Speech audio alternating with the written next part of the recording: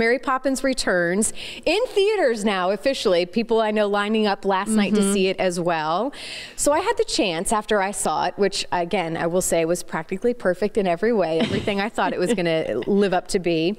Yesterday, I had the amazing opportunity to drive down to South Miami Beach in like 82-degree weather. It was and pretty weird. not even go outside, I don't think, but it was probably worth it. I know, but we got a chance to sit down with Lin-Manuel Miranda, who is the male star of the film, and got a chance to get his thoughts on finally this movie coming out. So take a look.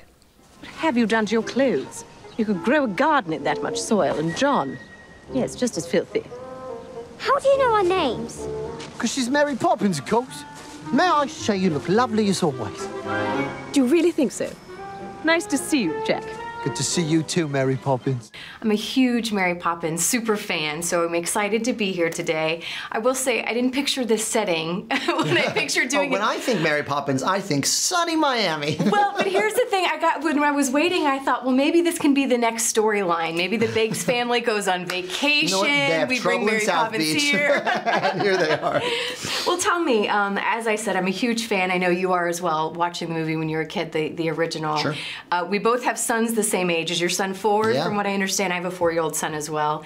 Tell me about the difference from watching a movie from when you're a kid, the Mary Poppins, to now being a part of it and kind of seeing this new storyline, and maybe the different perspective as it brings us being a dad. It's totally different to watch the Mary Poppins movies, both the original and I believe our film, when you're a child, when you're an adult. When you're a child, you're just in awe of Mary and those incredible adventures and those incredible superpowers. And as a kid, you know, as an adult, I watched the first one with my son when I had to sort of explain to him why we were moving to London and going on this adventure. And it really is about how quickly childhood goes by and how much we lose as we grow up in terms of imagination and possibility, and how important it is to both savor that when you are a child and savor that as a parent as your children grow up. My kid was 2 when we started making this movie. He's 4 now. That's double the age. So it's just half about his lifetime of this movie. It's hanging on to every minute. One of the best songs, I think, in the film, getting a lot of buzz, is The Cover Is Not the Book, right? Yeah.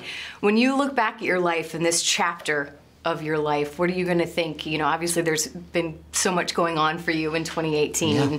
What will you look back? What will this chapter look like for you? Oh, it's been an extraordinary year. I mean, I think that really, one of the most extraordinary things about it is we've been sitting on this secret for 1.5 years.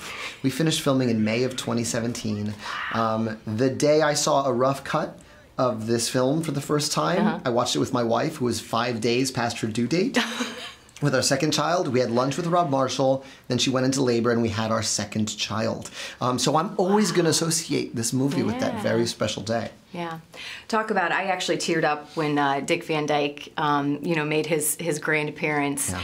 Tell me about that moment and, you know, kind of what that meant to have him there and be a part of this. Well, I don't know how it was at your screening, but at every screening I've been to, he gets 2 rounds of applause. 1 just for existing, the moment he walks in, and 2 when he starts to sing and dance, and you realize the magic that is in his eyes in that first film in 1964 is still there at age 93 now. He turned 93 last week, and he embodies the themes of this movie. Of if you remain in touch with that childlike spirit, you never really grow up. And I think he is the personification of that truth. So Hamilton is getting ready to come to Tampa. People are super excited about this. Tell me about, compare and contrast, if you can, a little bit on preparing for that role. Obviously, you had a bigger role slightly in Hamilton. It was partly your creation. Talk about the differences in preparing for Mary Poppins Returns and Hamilton. That's a great question. Well, listen, first of all, I have to give Rob Marshall infinite credit for seeing me in this part, because if you look at this is childhood innocence and love and light. Hamilton got that. Other people in the show do, but not Hamilton. He's all hunger and what can we do and what can we do next? And he's in a terrible hurry. And so it's, you know, for me, getting offered this role and being it felt like the fruit of all that hard work. I've had to create my own opportunities as an actor my whole career. So to be able to get offered a role with this creative team and this crew of actors is a dream come true. Well, let's make a new role. Let's bring Mary Poppins back to Florida if we can do that. Yes, maybe bring it full circle. We can do that. Thank you so much. We appreciate your time today.